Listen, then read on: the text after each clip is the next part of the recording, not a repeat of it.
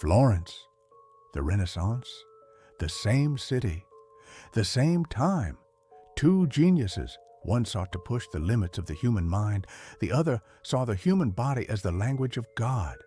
One was calm. The other was furious. One was curious about everything. The other cared about only one thing: perfection. They were not friends. They did not respect each other. They were rivals. This was not just an artistic conflict. It was a clash between mind and strength, science and faith, patience and passion. Leonardo da Vinci, Michelangelo, Buonarroti. Who was greater? Leonardo da Vinci was not just a painter. He was an engineer, a master of anatomy, an inventor, and a philosopher. For Leonardo, art was not about beauty. It was about understanding. He dissected human bodies to study how life truly worked. He wanted to fly. He designed machines. He sketched the future centuries before it arrived. But there was a problem. Leonardo rarely finished his work. He thought, he reconsidered, and then he changed it again. His greatest masterpiece, the Mona Lisa, traveled with him for years because Leonardo never believed it was complete. Michelangelo was different. He believed that perfection already existed inside the stone. The artist does not create. The artist frees. He fought with marble. He slept little. His body suffered. The statue of David was not just a work of art.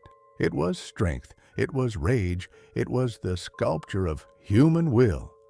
Michelangelo did not see himself as a painter, but as a sculptor.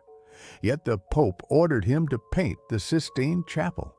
He resisted, but he obeyed, and alone he created the most magnificent ceiling in history. Their rivalry was not a rumor. It was public, personal, and bitter. Florence knew it. In the early 1500s, the city decided to stage one of the boldest artistic challenges in history. 2 walls, 1 hall, 1 message. Leonardo da Vinci and Michelangelo Buonarroti were commissioned to paint opposing frescoes in the same room of the Palazzo Vecchio. It was not cooperation. It was a duel. Leonardo was asked to depict the Battle of Anghiari, a scene of chaos, movement, and psychological tension. Michelangelo was assigned the Battle of Cassina, a moment of raw physical power, naked soldiers caught off guard, muscles twisted in sudden action. Florence was about to watch mind versus muscle on the walls of power, but the rivalry went deeper. Michelangelo openly mocked Leonardo. He called him a man of unfinished ideas, brilliant sketches, but no conclusions. Leonardo, in return, saw Michelangelo as crude, obsessed with force, lacking subtlety and intellect. They avoided each other. They insulted each other. And when forced into the same space, the tension was electric. Crowds gathered to see their preliminary cartoons, the massive preparatory drawings. Witnesses said people stood in silence, stunned by what they saw. 2 visions of greatness, 2 definitions of art, and then nothing. Leonardo struggled with experimental techniques. His fresco began to fail. Michelangelo was summoned to Rome by the Pope to work on the Sistine Chapel. Neither mural was completed. The greatest artistic showdown in history ended without a winner. But the rivalry did not fade, because even unfinished, those works changed art forever. And perhaps that was the final irony. 2 men locked in competition, unable to defeat each other, yet pushing art to heights it had never reached before. Leonardo da Vinci and Michelangelo were not just different artists, they were different types of humans. Their rivalry was not born from competition alone, it was born from who they were. Leonardo, the observer. Leonardo was calm, curious, social, endlessly patient. He loved conversation. He loved questions. He loved uncertainty. Leonardo did not rush toward answers. He circled them. To him, the world was a puzzle, and every discipline mattered. Art, science, nature, engineering, anatomy, everything was connected. Leonardo dressed elegantly. He moved easily among nobles, scholars, and patrons. He charmed people. But beneath that calm surface was a restless mind. Leonardo doubted constantly. He revised. He hesitated. He abandoned projects when they no longer satisfied his understanding.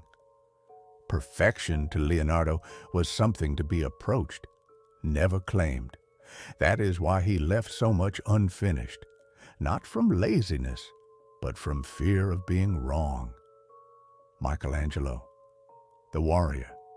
Michelangelo was the opposite. Intense, isolated, explosive, he distrusted people and despised compromise. Where Leonardo observed, Michelangelo attacked. He believed greatness was born through suffering. He worked alone. He slept little. He ate poorly. His body carried the cost of his ambition.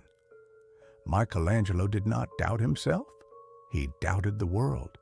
He believed the artist's duty was not to question endlessly, but to endure. Where Leonardo sought harmony, Michelangelo sought truth through pain. He wore simple, dirty clothes. He avoided society. He often insulted patrons and even popes, yet they kept coming back to him because Michelangelo delivered what others could not. Two views of perfection. Their definitions of perfection could not have been more different. Leonardo believed perfection came from understanding, from knowledge, from balance, from curiosity. Michelangelo believed perfection came from struggle, from discipline, from sacrifice, from force of will. Leonardo studied the body to understand how it moved. Michelangelo studied the body to prove what it could endure. Leonardo's figures feel alive, breathing, thinking. Michelangelo's figures feel eternal, frozen at the peak of tension. How they saw each other. Michelangelo saw Leonardo as unfocused. Too many ideas, too little commitment. A man who talked more than he finished. Leonardo saw Michelangelo as narrow, brilliant, but trapped inside one obsession. A man of power, but lacking subtlety. Neither tried to understand the other, and neither wanted to. Why their difference mattered. This clash of character is why their rivalry mattered so much. Because it wasn't about style, it was about worldview. Leonardo represented the Renaissance mind, curious, open, experimental. Michelangelo represented the Renaissance soul, tortured, disciplined, uncompromising. Together, they defined the limits of human potential. One showed what the mind could imagine. The other showed what the body could endure. And history did not choose between them. It kept them both. Because greatness does not come from one personality. It comes from contrast. So, who was greater? Leonardo da Vinci or Michelangelo Buonarroti? If greatness means intellectual range, the answer is Leonardo. He touched science, engineering, anatomy, art, and philosophy. He imagined the future before it existed. If greatness means raw power and discipline, the answer is Michelangelo. He pushed the human body to its absolute limits. He carved willpower into stone and painted faith onto ceilings. Leonardo expanded what humans could think. Michelangelo proved what humans could endure. Leonardo gave us questions. Michelangelo gave us certainty. Leonardo's legacy lives in ideas, sketches, and influence. Michelangelo's legacy stands before us, massive, physical, undeniable. One changed how we understand the world. The other changed how we see ourselves. So history never chose between them, because choosing one would mean losing the other. And maybe that is the real answer. Greatness is not a single path. It is a spectrum between curiosity and obsession, between patience and pain, between mind and muscle. Leonardo and Michelangelo were not rivals competing for a crown. They were two halves of the same Renaissance.